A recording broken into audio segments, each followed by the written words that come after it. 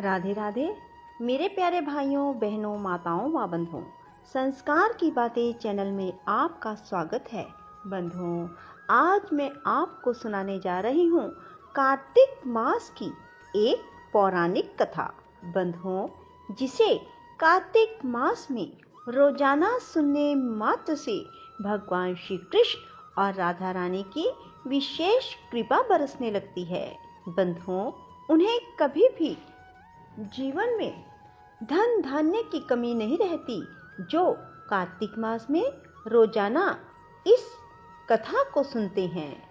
बंधुओं, यदि आपने YouTube चैनल संस्कार की बातें अब तक सब्सक्राइब नहीं किया तो जरूर करें और बेल आइकन दबाना ना भूलें, ताकि आपको हमारी आने वाली सभी वीडियोस की जानकारी सबसे पहले हो सके।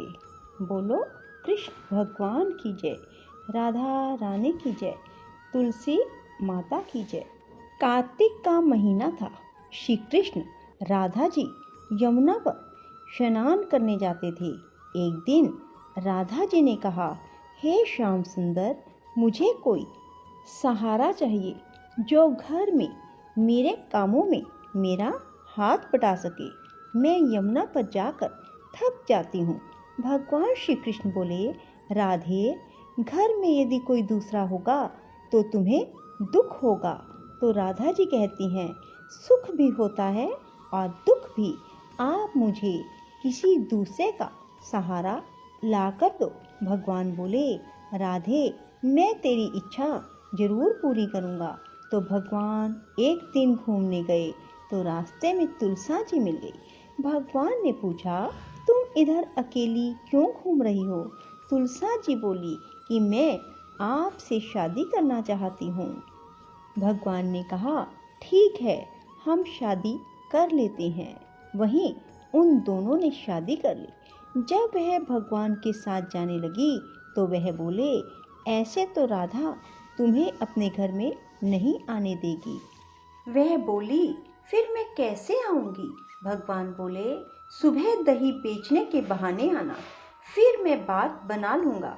तुलसा जी बोली, ठीक है। सुबह वह दही बेचने भगवान की गली में गई। भगवान ने राधा जी से कहा, दही ले लो। राधा बोली, मैंने तो बहुत दही जमाई है।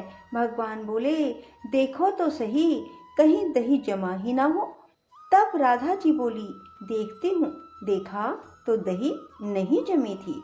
फिर उसने कहा, महाराज, दही तो नहीं बना। तो भगवान बोले, अब इस गुजरिया से ही दही ले लो। राधा ने आवाज लगाई और देखा उसके हाथों में कलीड़े और लाल सालू है।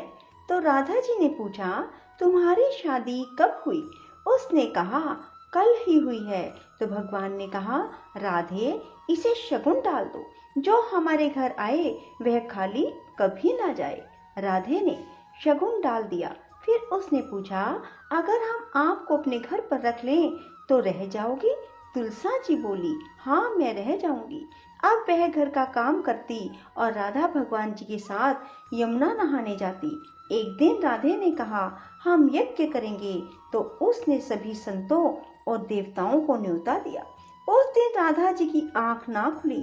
तुलसा जी ने सुबह उठकर सारी रसोई तैयार कर दी। जब राधा जी की आंख खुली, वह बहुत घबराई और भगवान से बोली, आपने मुझे उठाया ही नहीं।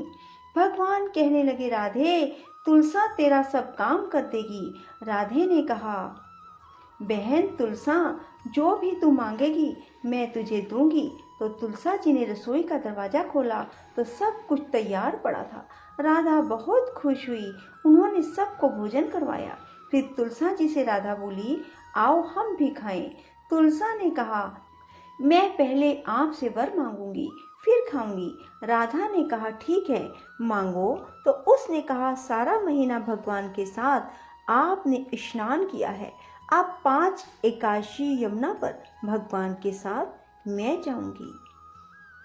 राधा ने कहा, ठीक है। अब भगवान ने कहा, राधा, हम भी यज्ञ करेंगे। राधा ने कहा, ठीक है। राधा ने खूब तैयारी कर दी। भगवान ने यज्ञ किया। अब जो कुछ भी भगवान को चाहिए होता तो वे तुलसा को आवाज़ लगाते। एक दिन राधा को ठीक ना लगा कि कभी आवाज़ मुझे लगाते ही नहीं, तो राधा ने सब कुछ छुपा दिया। भगवान ने तुलसा को कहा, मेरी गड़वी दो, तो तुलसा को गड़वी नहीं मिली। तो भगवान ने कहा, तुलसा तू अंदर ही जम गई क्या? तुलसा ने कहा, भगवान ने जो कहा वह ठीक हो। तो तुलसा वहीं पर पौधा बन गई। तो भगवान भी ठाकुर बन गए। फिर राधा आई तो देखा तुलसा पौधा बनी पड़ी है और भगवान ठाकुर बन गए। तो राधा ने पूछा, मैं जो पूछूं तुलसा रानी। इस तरह भगवान श्री कृष्ण ठाकुर बने और तुलसा रानी पौधा बनी। बोलो कृष्ण भगवान की जय, राधा रानी की जय, तुलसी माता की जय। राधे राधे, जय श्री कृष्णा। बंधुओं, यदि आपको वीडियो पसंद आए तो इसे लाइक करने के साथ साथ शेयर जरूर करें। धन्यवाद।